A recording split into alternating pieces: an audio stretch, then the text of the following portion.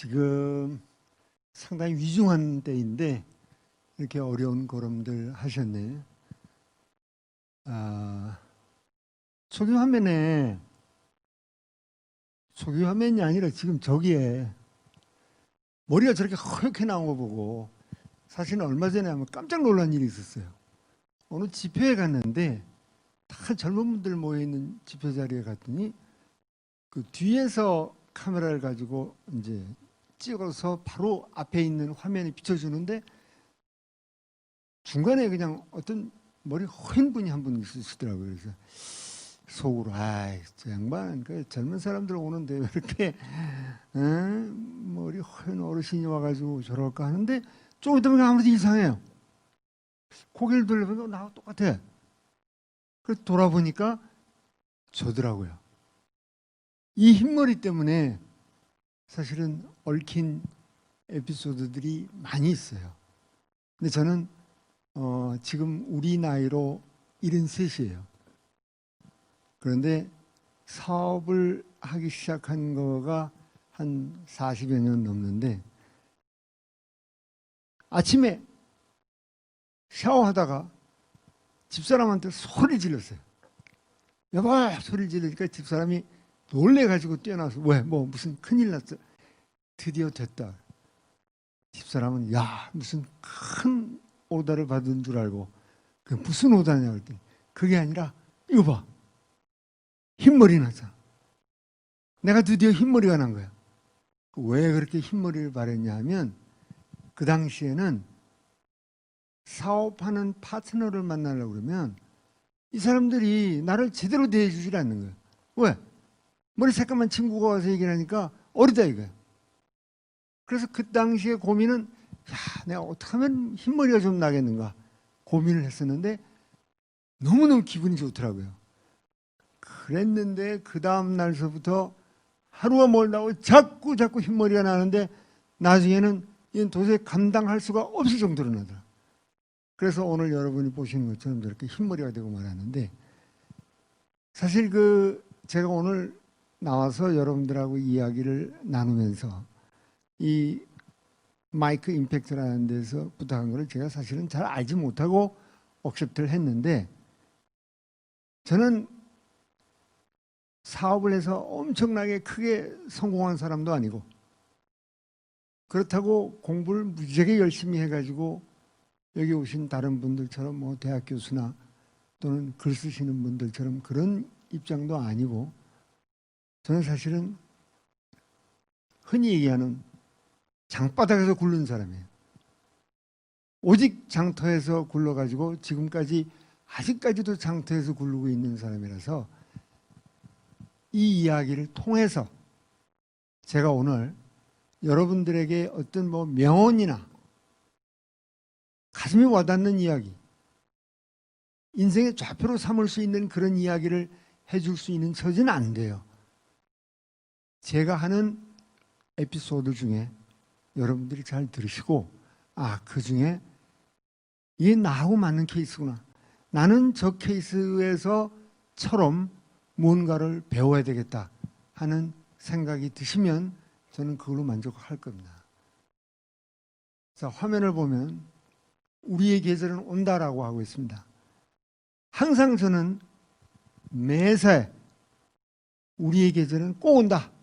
오늘이 아니면 내일 아침에라도 꼭 우리의 계절은 온다 하는 그런 마음가짐을 가지고 하루하루를 살아가고 있어요. 그래서 오늘 이 프로젝터 이게 슈팅이 안 돼요. 잘. 그래서 지금 뒤에 있는 분한테 신호를 하는데 올려달라고. 네. 119에서 돌아온 인생입니다. 이게 뭐냐면 2016년에 퇴근길에 아파트에 들어가다가 그 계단이 몇 계단 안 되는데 너무너무 아픈 거예요. 뭐 이로 어떻게 뭐 표현할 수가 없어요.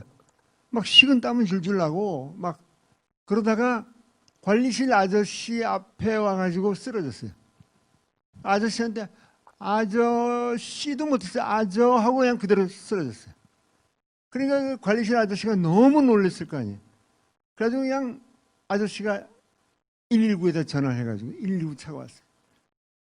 저런 차가 왔어요.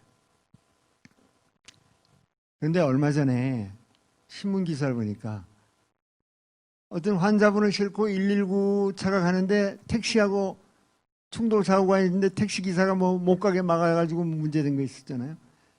딱 끝장났어요. 병원을 가는데 일반 자가용 운전하는 사람들이 양보를 안 해주는 거예요. 119 뒤에서 막 신호 울리는데 제가 그 앰뷸런스 안에서 느꼈던 거는 제발 좀 비켜주지. 그것밖에는 생각이 안 나요. 막 또 그 기사 양반, 119 양반이, 119 대원이 제발 좀 비켜주지. 안 비켜줘요. 그런데 겨울이었어요. 여러분들 이 중에 119 응급 상황에서 타본 적 있습니까? 타본 적 있으신 분 손 들어보세요. 아마 다 젊으신 분들이 어떻게 타봤어요?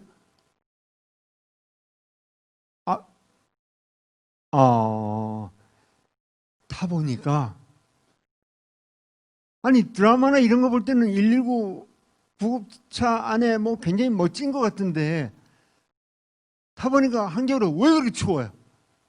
바람 쌩쌩 들어오지 소위 차 자체에 쿠션은 하나도 없어요.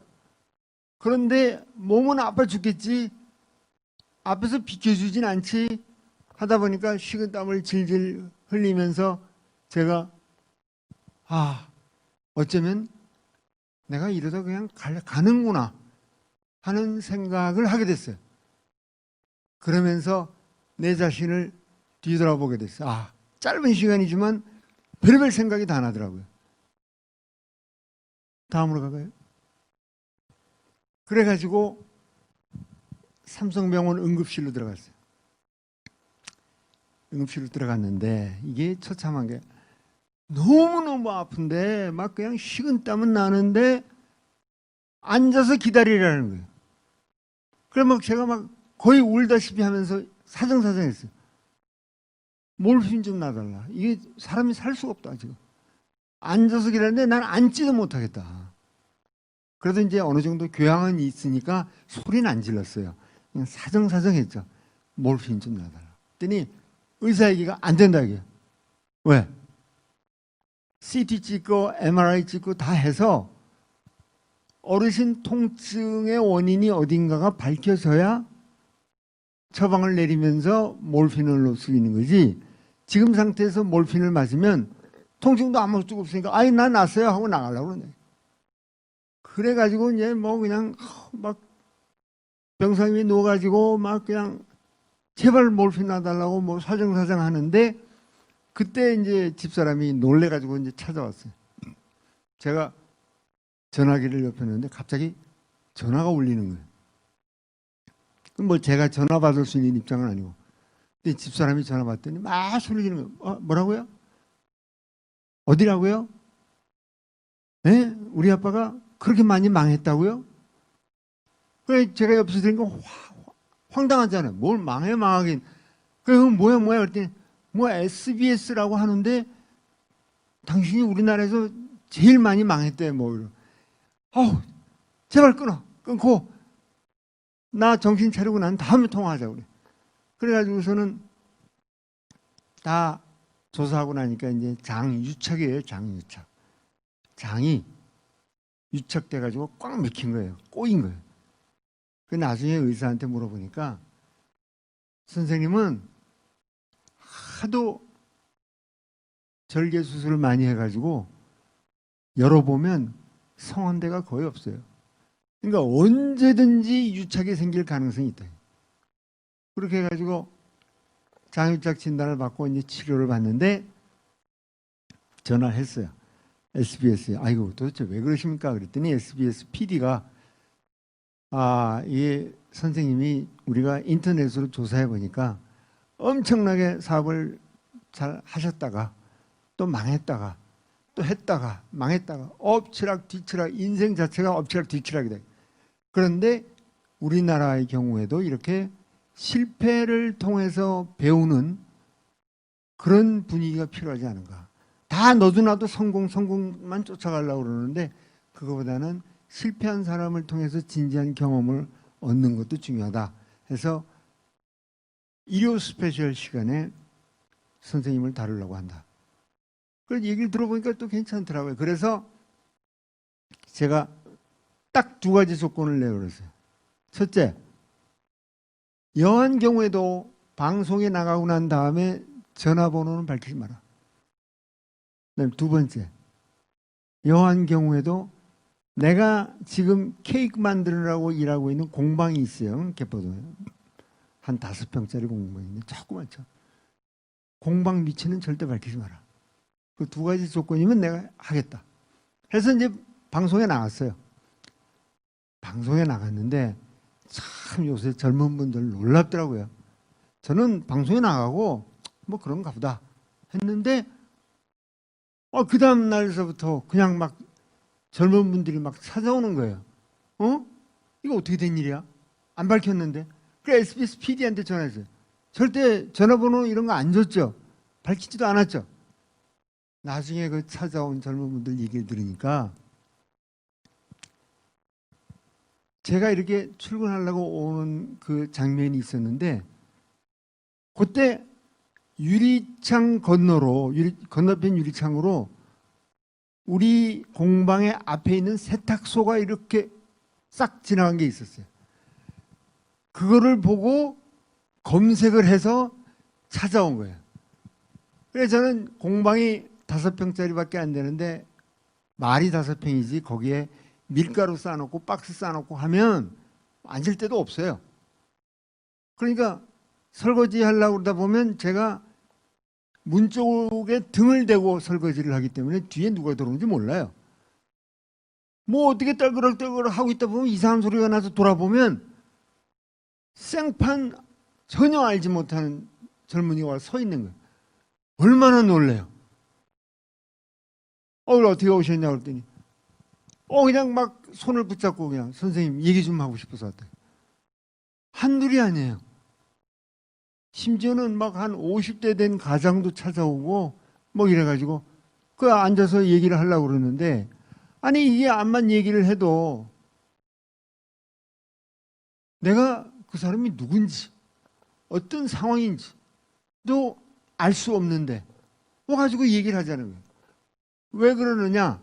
그분들 입장에서는 너무 급한 거예요. 상황 얘기를 들어보니까 그게 2017년, 18년 오면서 이제 엄청나게 젊은이들 실업 문제 뭐 여러 가지 어려운 문제들이 닥치니까 그래가지고 그런 분들하고 이렇게 상담을 하다 보니까 어느 날은 제가 이제 집사람한테 얘기를 했어요. 여보, 내 친구들은 이제 다 외국에 대사로 나갔다가 이제 은퇴하고 들어왔는데 나는 이제 나보고 대사를 하라고 그러네.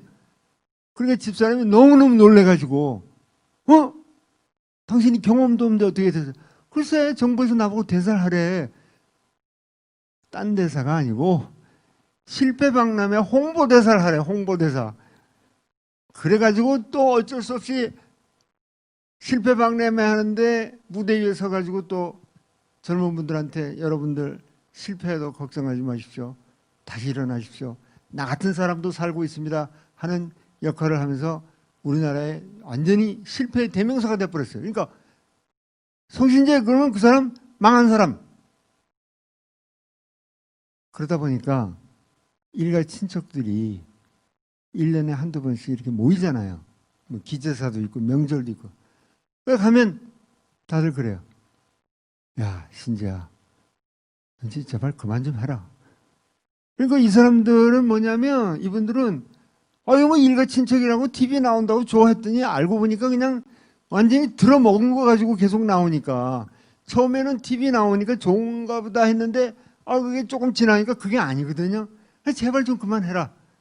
실패의 대명사가 되고 어디 가도 실패하는데 사실은 이런 실패를 통해서 우리가 뭔가를 깨닫고 하는 그 과정이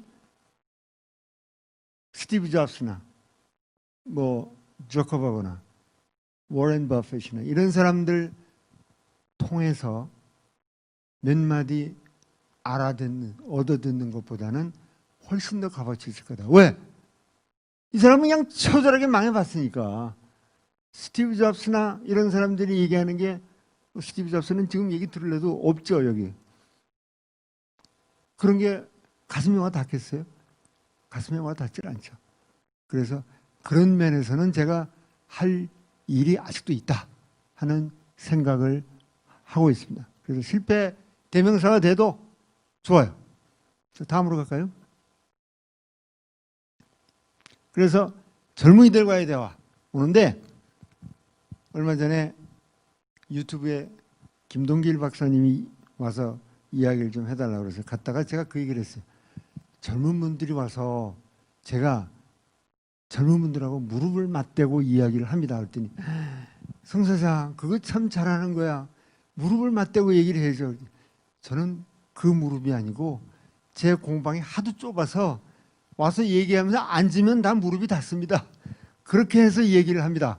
하면서 젊은이들과의 대화를 하는 것을 제 인생에 있어서 지금까지 상상도 못했던 새로운 장르가 열리는 거다 해가지고 상당히 뜻깊게 무릎을 맞대고 이야기를 하고 있습니다. 그런데 이 젊은이들이 와가지고 하는 이야기를 듣다 보니까 자꾸 그 친구들 이야기를 주거니 받거니 하면서 제가 살아온 제 생애를 나름대로 다시 한번 되씹어보는 그런 기회가 되더라고요. 그래서 되씹어본 젊은 시절에 처음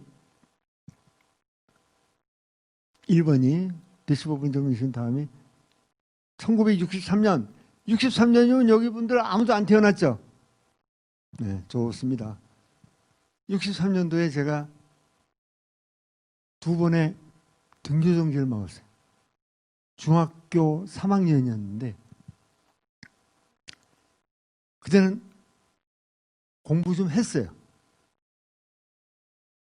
그래서 3학년 내내 전교수석을 하면서 참 전도 유망한 젊은 청년이다 라고 했는데, 이 종례 시간에 담임선생이 들어오더니 이름을 부르는 거예요. 성신재 그러길래 자신있게 또 뭐 칭찬하시는 모양으로 네? 하고 손을 들었더니 선생님이 딱 장부를 보더니 너 내일부터 학교 나오지 마. 그러면서 등록금 가지고 올 때까지 학교 나오지 마. 그때는 또 그런 일이 비일비재했어요. 워낙에 가난한 학생들이 많았기 때문에. 그 학교를 못 나간 거예요. 산동네 구석에 앉아가지고 참 엄청나게 울었어요. 학교를 못 가니까. 그런데 3학년 동안에 그걸 2번이나 당했어요. 그런데 그 와중에 학교 안 나가고 집에 죽을 치고 앉아있다고 보니까 동네에서 주먹 쓰고 다니는 또 젊은 친구들이 막 와가지고 막 밖에서 불러요. 놀자고. 내가 학교도 못 가는데 내가 이러고 있어봐야 내가 내가 고등학교를 갈 수 있나? 대학을 가나? 못 갈 텐데. 에휴, 그냥 나가서 그냥 주먹 쓰고 돌아다닐까 하는 생각을 많이 했었어요. 그런데 3학년 다 마치니까 선생님이 우리 아버지를 학교로 오시라고 그래요. 그 아버지가 갔어요. 그 아버지가 갔다 오시더니 저한테 하는 이야기가, 야, 신재야, 너 말이야, 학교에서 그러는데 네가 그 중학교에서 동계로 진학을 하면 고등학교 3학년 그다음에 대학 들어가서 등록금까지 다 학교에서 대준다 그러다. 왜? 왜냐면 성적으로 봐서는 수석 졸업자인데 수석 졸업자가 여기 동계를 안 가고 딴 고등학교를 간다고 그러면 학교 방신이니까. 네? 그럴 거면 진작에 봐주지. 2번이나 학교를 못 나오게 하고서 이제 와가지고 창피하니까 그래? 또 어린 마음에 화가 나가지고 제가 그랬어요. 아빠, 나 그 학교 절대 안 갑니다. 근데 아버지는 참 마음이 쓰리셨을 거예요. 왜? 얘가 동계를 다 그렇게 장학금을 받아서 간다 그러면 정말 너무너무 어려운 아빠의 입장에서는 큰 짐을 덜 거 아니에요. 그런데 이 녀석이 거기 안 간다니까. 그렇다고 그거를 또 뭐 욱박지를 수는 없고. 그래서 제가 그때 생각하는 게 아빠 그 대신 내가 고등학교는 제일 등록금 싼 데 갈게요. 걱정하지 마세요. 그래가지고 고등학교 때 제일 싼 고등학교를 골라서 갔던 거예요. 그런데 거기서 이제 사건이 터지는 겁니다. 입학하고 들어가 보니까 우와, 왜 이렇게 공부 잘하는 놈들이 많아? 왜 이렇게 애들이 다 피부가 뽀해? 살도 통통했었어. 왜 이렇게 또 안경 쓴 애들이 많아? 야, 이게 도대체 뭐 하는 애들이야? 저만 혼자 이제 촌놈처럼 맷돌이가 된 거예요. 그런데 얘기를 들어보니까 이 애들이 그냥 뭉쳐가지고 뒤에서 영어 과외 공부를 하는데 그게 1964년입니다. 과외 공부를 하는데 지들이 돈 얼마씩 걷어서 외국인을 불러다가 영어 회화를 한다고. 1964년에 거기는 그 당시는 서울 시내 하루 종일 돌아다니도 외국인 얼굴을 볼 수가 없는 시절이었어요. 야, 이 얘들하고 이거 도대체 어떻게 경쟁을 해야 되나 하는데 그 다음날 아침에 학교에 올라가는데 입구에서 외국인 선교사 두 분이 서가지고 전단지를 나눠주고 있어요. 뭔가 하고 받아보니까 외국에서 온 선교사가 학생들하고 바이블 공부를 하겠다. 그러니까 바이블 배우고 싶으면 어디 어디로 와라. 야, 요거다. 그래가지고 막 학교 끝날 때까지 그냥 막 영작을 했어요.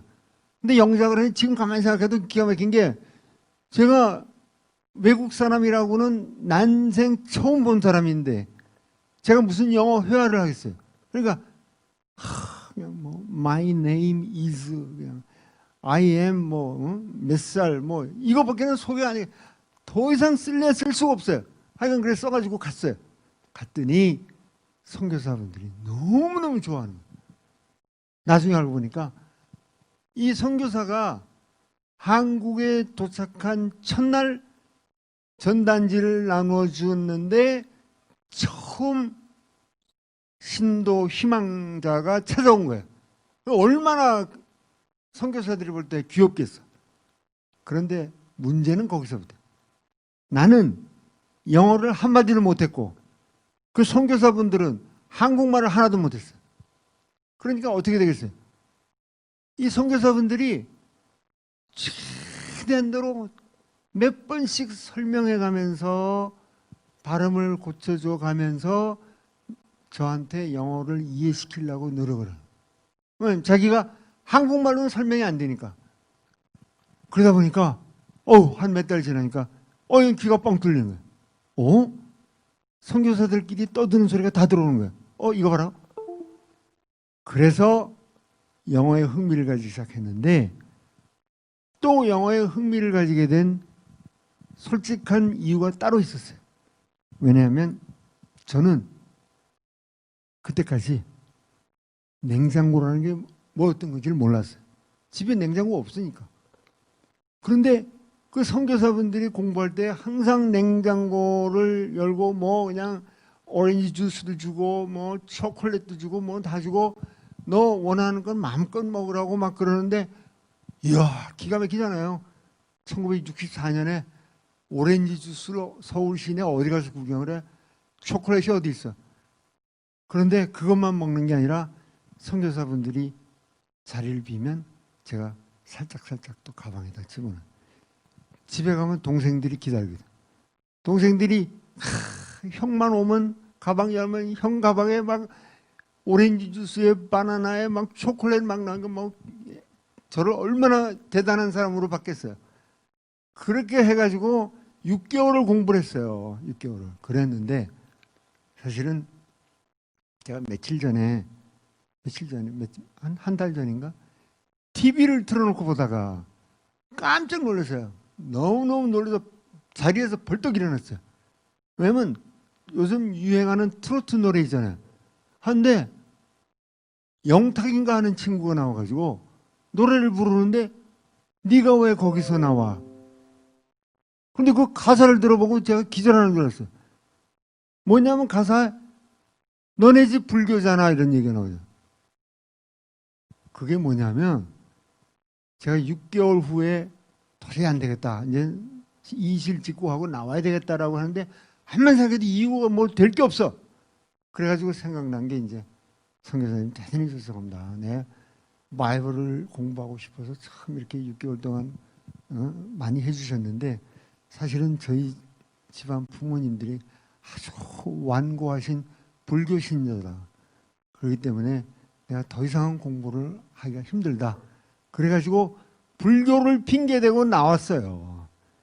나오는데 그냥 그 뒤에서 선교사 두 분이 막 손을 흔드는데 참 눈물이 나더라고. 너무너무 고맙고 미안하고. 아, 그런데 노래에 그냥 네가 왜 거기서 나와? 너네 집 불교잖아. 뭐 깜짝 놀랐어요. 그래가지고 그 다음서부터 그 교회에서는 한국에 선교사를 파견할 때 바로 파견하지 않았어요. 절대 한국 학생들한테 속지 마라. 그래가지고 하와이에다가 어학센터를 세웠어요. 그래가지고 선교사들 내보내기 전에 하와이에서 한국말 완벽하게 해가지고 그러고 내보낸 거예요. 제가 거짓말하고 그러는 바람에 그 다음서부터 한국말, 그러니까 영어를 배웠다는 한국 학생이 없었어요.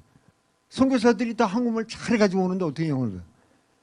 그런데 이제 그것 때문에 사실은 제 인생이 막 바뀝니다.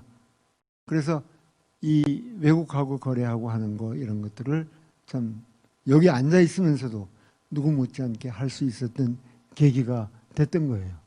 그다음에 1981년에 고아들을 데리고 또 가는데 이게 79년에 종합상사 있다 나와가지고 사업을 하는데 이제 하다가 이제 한번 제대로 둘러먹었어요. 집에 오니까 막 온통 빨간 딱지 붙어 있고 뭐 난리도 아니에요. 야, 이건 안 되겠다. 외국에 가서 바이어들 만나가지고 뭔가 술을 내야 되겠다. 해가지고 미국을 가려고 그러는데 비행기표를 살 돈이 없잖아. 그래가지고 이제 알아보니까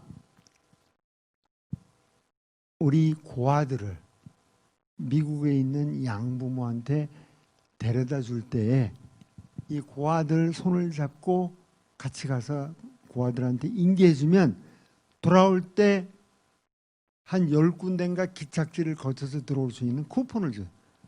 이거다. 해가지고 고아 셋을 하나 6살짜리 하나 야 너는 컸으니까 네가 기저귀 가방하고 좀 들어. 2살짜리는 내가 손을 붙잡고 그다음에 2개월 된 아이는 내가 강보로 보재기처럼 해가지고 내가 안고 그리고 비행기를 타고 시카고 거쳐서 뉴욕까지 해서 양부모들한테 넘겨주면서 돌아오면서 야 이제는 진짜 죽기 아니면 살기다. 내가 무슨 수가 있어도 오더를 받아야 나도 살고 나를 믿고 따라왔던 하청 공장들도 살고 해서 세일즈를 시작했어요. 그때 받아온 미국에서의 오더가 체인 레스토랑에서 쓰는 메뉴판, 체인 레스토랑에서 쓰는 앞치마, 체인 레스토랑에서 쓰는 피자 뜨는 주거, 거기다가 또 하나는 체인 레스토랑에서 배달할 때 전화번호를 앞에다 인쇄하고 뒤에 자석 붙여가지고 하는 거 요즘 많죠. 그런데 그 당시에도 미국에서 그게 처음 나왔었어요. 한국에 와서 그거를 하려고 하다 보니까 자석이 없어. 그런 자석을 암만 얘기를 해도 아는 사람이 없어요. 그래가지고 그때 어떻게 했느냐. 어떻게 수소문을 하니까 어디 창고에 초보운전 딱지 붙여놓은 뒤에 고무자석을 붙인 초보운전 딱지가 안 팔려가지고 망한 게 산더미처럼 쌓여있다. 그래가지고 그걸 사서 수도 그러니까 이 목욕탕 욕조 같은 데다가 집어넣고 뿔코서 앞에 붙은 걸 띄어가지고 앞면에다가 다시 비닐판으로 인쇄를 해서 하나하나 오래가지고 미국으로 수출하기 시작합니다. 그렇게 수출하다가 본사와의 관계가 좋아져서 된 게 여러분들 아직도 많이 아실 거예요. 함께 즐겨요. 무슨 브랜드인지 아시겠어요? 피자헛. 피자헛을 해가지고 참 일약 뭐 참 제 입으로 이런 얘기하는 건 뭐하지만 일약 스타덤이 올랐어요. 와, 이거 왜 이렇게 잘 되냐? 그런데 그것도 호서다마라고 하다 보니까 또 올렸어요. 그 당시 저는 꿈이 장보고가 되는 게 꿈이었어요. 그래서 한국의 피자헛을 기반으로 해서 대만 피자헛도 인수를 해야 되겠다. 홍콩 피자헛도 인수해야 되겠다. 태국 피자헛, 인도네시아 정신없이 돌아다녔어요. 왜 그게 가능했냐 하면 제가 그만한 돈이 있지는 않았지만 피자헛을 하도 경영을 잘한다. 소문을 나니까 소위 투자은행, 인베스트먼트 뱅크에서 막 연락 와요. 야, 미스터 성 우리가 돈 대줄 테니까 네가 타이페이 인수해. 네가 홍콩 인수해. 어? 몇백억, 심한 경우는 그 당시에 뭐 몇천억짜리 있었어요. 돈 다 대줄 테니까 걱정하지 말고 인수해. 열심히 뛰어다녔어요. 그런데 그게 결국은 이게 내가 잘못했구나. 그렇게 너무 잘 되니까 본사에서 생각이 달라진 거예요. 이거 봐라. 자기들 브랜드인데 왜 이 친구가 그냥 이렇게 다 인수하고 막 난리를 치려고 그래. 그래가지고 1993년에 이 사람들이 미스터 성 이제 우리 굿바이 해야 되겠다. 너하고 계약 기간이 만료가 되니까 계약은 우리 이제 파기하고 우리가 직접 하겠다. 그래가지고 싸움이 붙었어요. 그런데 제가 그렇게 잘 되던 피자헛을 손을 털게 된 결정적인 한마디가 있었습니다. 지금도 기억나는데 조선호텔 나인스 게이트 그 레스토랑에서 마지막으로 그쪽 회사 사장이 와가지고 얘기할 때 저한테 딱 한마디 하더라고요. 마지막에 안 되니까.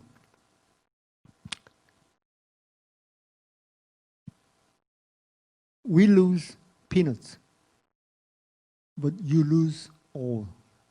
왜냐? 법정 투쟁으로 가가지고 죽기 살기로 싸우면 회사 엉망이 되고 뭐 어쩌고저쩌고 해서 시간을 끌다 보면 미국의 피자헛 본사는 대기업, 세계적인 기업이니까 한국 시장 잊어버려도 뭐 전체로 봐서는 피너스야. 그런데 너는 네 인생이 걸린 거야. 그거 망하면 넌 그냥 다 잊어버리는 거야. 그런 얘기를 하더라고요. 아니 그 말을 들으니까 딱 기가 막히더라고요. 이게 무슨 소리야? We lose peanuts, but you lose. 그래가지고 안 되겠다. 그래, 마음대로 해. 하고서는 피자헛을 손을 뗐어요. 93년에. 그 다음에 제가 얘기하는 게 뭐냐면 그러다가 1997년에 들어와서 그 당시에 미국에 얼마 전에 작곡한 팝싱어가 그러니까 컨트리 싱어 케니 로저스. 케니 로저스하고 합작으로 케니 로저스 로스터스라고 치킨 사업을 하고 있었는데 97년에 다가오니까 아니 이 멀쩡하던 가게들이 가게에 들었으면 갑자기 분위기가 싸한 거예요. 너무너무 손님이 줄어 갑자기. 이게 웬일이야? 그런데 희한한 게 그때마다 TV 모니터에서 나오는 노래는 터보가 부른 검은 고양이 네로예요. 김종국 씨 앙앙앙 그게 너무 싫었어요. 그 매장에서 손님 떨어져가지고 싸한 분위기하고 그거하고 연결이 돼가지고 뭐 김종국 씨가 뭐 알고 그랬겠어요. 그런데 저는 지금도 그때 트라우마가 있어가지고 TV 틀다가 누가 나와서 노래하거나 무슨 예능 프로 얘기할 때 김종국 씨 나오면 돌려요. 안 봐요. 막 그때 생각이 나가지고 너무너무 끔찍해. 그런데 이게 2020년에 와서 다시 이렇게 될 줄 누가 알았어요. 1월 말서부터 팬데믹이 시작이 됐는데 사실은 1월 말이 아니에요. 저는 작년에 12월 말서부터 인터넷으로 좀 이렇게 보다 보니까 우한에서 뭔가 이상한 일이 일어나고 이거 봐라. 우한이면 한국 사람도 많이 왔다 갔다 하고 하는 데인데 거기 걔들 농수산물 시장이며 어시장이며 뭐 이런데 분위기를 대충 아는데 야 이거 봐라. 너무너무 심각하겠다. 아니나 다를까 1월달 넘어서부터 갑자기 분위기가 쎄해지는 거예요. 그러니까 그냥 터보 생각이 또 나는 거야. 야, 또 김정국에 미워져. 그런데 그때는 IMF 때는 모르고 당했지만 이번 코로나19 이 팬데믹은 우리가 알고 보는 거예요. 아, 이거는 우리가 무슨 수가 있어도 이겨낼 수 있다 하는 그런 희망을 가져요. 저는 올려주세요. 그래서 그 당시에 제가 가장 사랑했던 ASMR이 있어요. 그건 뭘까요? 딸그락 딸그락 소리. 뭐냐? 하도 망해도 하도 처참하게 망해가지고 아침에 집에서 주방에서 집사람이 딸그락 딸그락 소리를 내면 아, 오늘은 아침을 먹을 수 있구나. 그래서 제일 좋아한 ASMR이었어요. 네? 제가 1994년에 개인 종합소득세로 현찰 110억을 냈었어요. 요즘으로 따지니까 뭐 엄청나더라고요.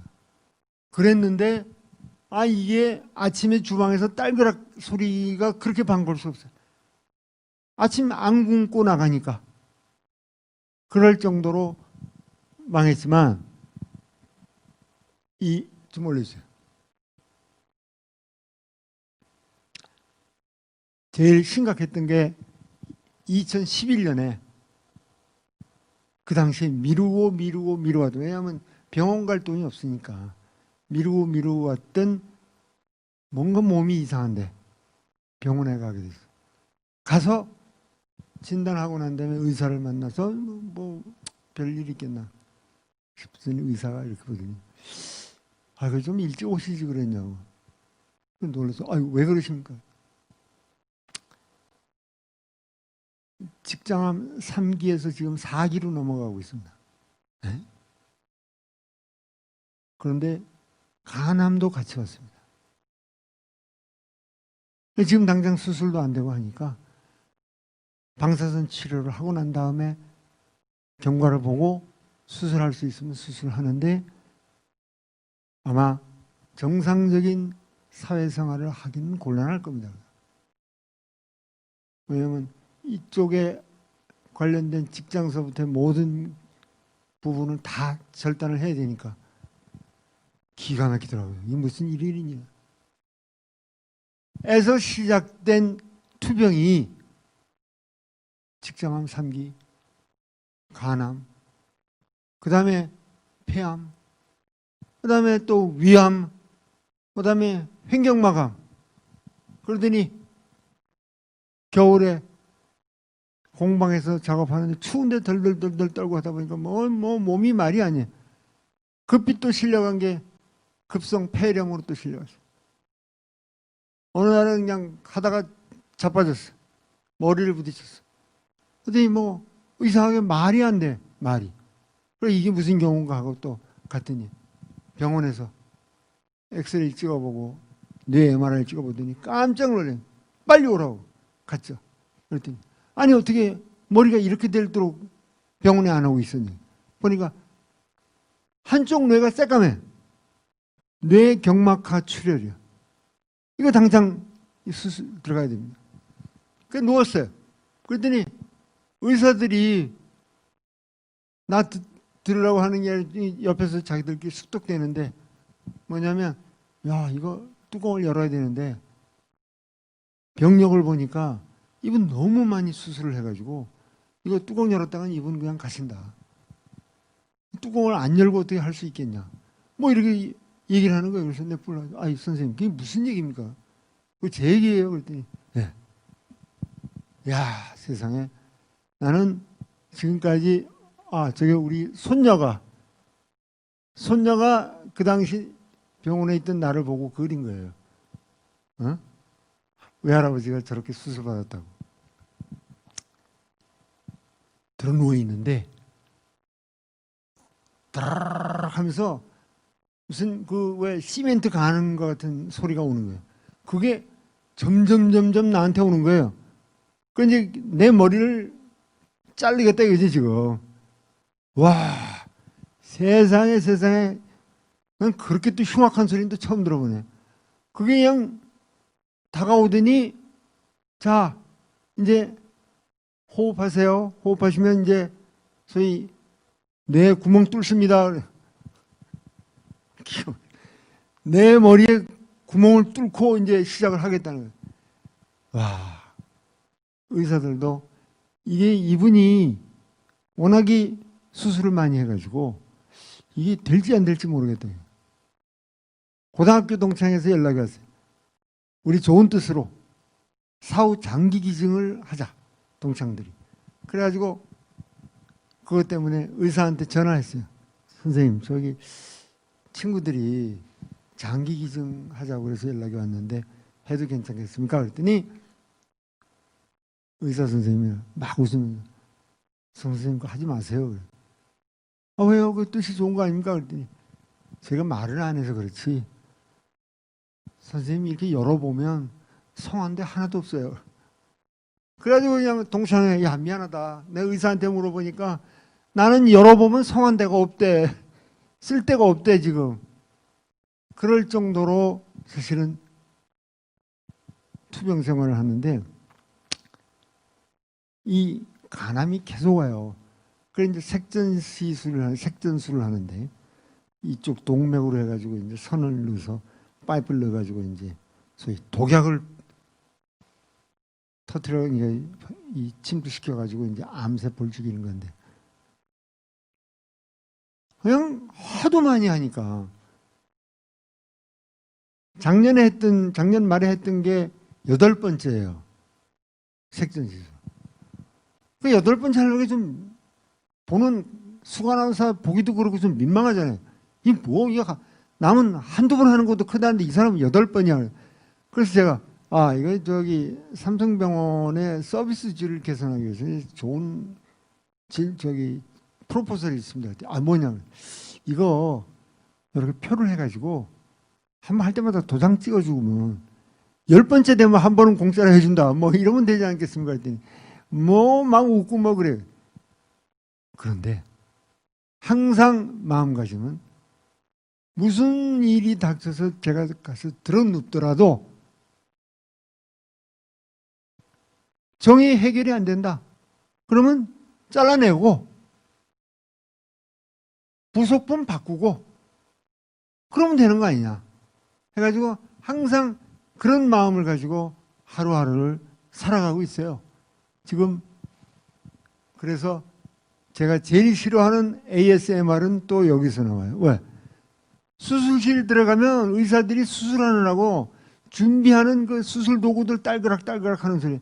와, 그 소리 진짜 끔찍합니다. 어쩌면 그렇게 그 도구들은 다 그렇게 쇳덩어리인지 그냥 초닥초닥 하면서 자기들끼리 수덕수덕 되면서 하는데 그 ASMR이 제일 듣기 싫어요. 그래서 자 이제 드디어 우리에게 기회는 왔다. 왜? 남들은 다 팬데믹이다 뭐 난리다 하는데 제가 보기에는 이거 아주 좋은 기회예요. 왜? 제가 실제로 해보니까 몸과 마음을 동시에 다스릴 수 있는 이것처럼 좋은 기회가 어디가 있냐.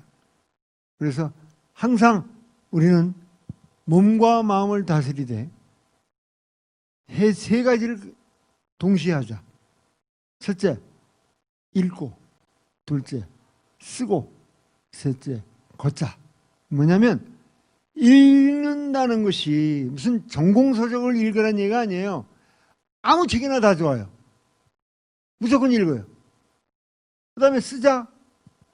무슨 소설을 쓰라든가 무슨 책을 지으라든가 그게 아니에요. 그날 한 페이지를 읽었든 두 페이지를 읽었든 이거를 메모지로 남겨놓고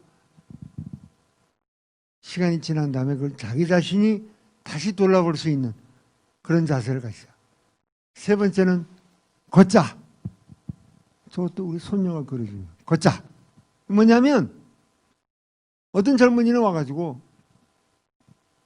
저하고 상담을 하자고 그러는데 자기가 힐링을 받기 위해서 스페인의 산티아고를 갔다 왔대요. 순례길. 이 길 듣다 나보다 낫네? 산티아고 가려면 비행값이 얼만데? 제가 걷자 하는 얘기는 그런 길을 걷자 하는 게 아니에요. 그냥 나가라. 동네 뒷산도 좋고 공원도 좋고 그냥 걸어라 이게. 뭐 유명상표를 걸치고 나가는 얘기도 아니에요. 그냥 나가서 걸으면 걷다 보면 자기가 느꼈던 여러 가지 문제점 이런 것들이 진짜 희한하게 풀려요. 이거 이렇게 생각하면 달라질 수 있구나 하는 그게 진짜 현실적으로 일어나더라고요. 그래서 읽고 쓰고 걷자. 그런데 제가 운동하는 이유는 따로 있어요. 요즘도 운동을 열심히 해요. 뭐 지금 운동해가지고 제가 뭐 마동석이 흉내내려고 한 건 아니에요. 왜? 공방에서 작업하는데 빵 반죽을 하면요. 그거 반죽기에서 들어가지고 옮기죠. 팬에다가 일일이 넣어서 다시 오븐에 넣고 빼고 하는데 상당히 무겁습니다. 그런데 그거 도와줄 사람이 없어요. 그러니까 지금 하려면 제가 그 반죽을 들고 왔다 갔다 할 힘이 있어야 돼. 그 힘 때문에 운동하는 거예요. 이유가 그랬든 안 그랬든 간에 그렇게 운동할 수 있다는 거 얼마나 좋은 거예요. 그래서 저는 오늘도 항상 운동을 하고 있습니다.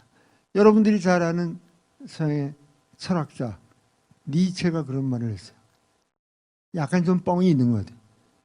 역경이 다가오면 가슴이 뛴다. 뻥이 조금이라도 많이 있죠. 제가 당해보니까 가슴이 뛰어요. 왜? 니체는 흥분해서 뛰는지 몰라도 저는 너무너무 무서워서 뛰어요. 왜? 이게 조금 있으면 빚쟁이들 전화 오고 뭐 난리 날 텐데 이래 뛰나 저래 뛰나 가슴이 뛰면 가슴 운동에는 상당히 좋다. 그래서 니체의 그런 얘기도 제가 이제 대학교 때 항상 좋아했던 철학자지만 뻥이 좀 써요. 여러분들도 니체 얘기를 들으시고 그다음에 저는 지금 솔직히 3개월 단위로 살아가고 있어요. 왜냐하면 하도 암을 많이 앓고 하다 보니까 매 3개월마다 병원에 가서 종합검진을 받고 진단 결과 선생님이 보시고 괜찮습니다 하면 3개월은 보장이 된 거예요. 그러면 나올 때 삼성병원에서 바라보는 하늘이 그렇게 정겨울 수가 없어요. 나는 3개월을 살 수 있구나. 그러니까 그 3개월이 너무너무 아까운 거예요. 하루하루가 너무너무 소중해. 그래서 우리 인생도 그렇게 타이밍을 정해놓고 매 순간순간 충실히 살 수 있는 그런 계기를 마련해가면 훨씬 좋지 않을까 생각하면서 오늘도 사실은 아침에 포이동에 공방에 가서 당근빵을 구워서 한 배치를 만들어서 채워놓고 그리고 지하철 타고 왔어요. 너무너무 뿌듯해. 왜? 다음 주면 병원에 가서 의사 만나야 돼. 의사 만나서 의사가 좋습니다. 그러면 3개월도 사는 거고 의사가 한번 수술 더 하셔야 되겠네. 그러면 또 딸그락 소리 들어가면서 침대 위에 누워서 기다릴 거예요. 그러분들 어떻게 이겨내야죠. 오늘 여러분들 마지막 시간에 고생 많으셨고 이 교수님이나 이런 분들 얘기가 아니라 이 장바닥에서 굴른 사람 얘기를 실전적으로 앞에 들어서 여러분들이 조금이나마 도움이 됐으면 좋겠습니다. 감사합니다.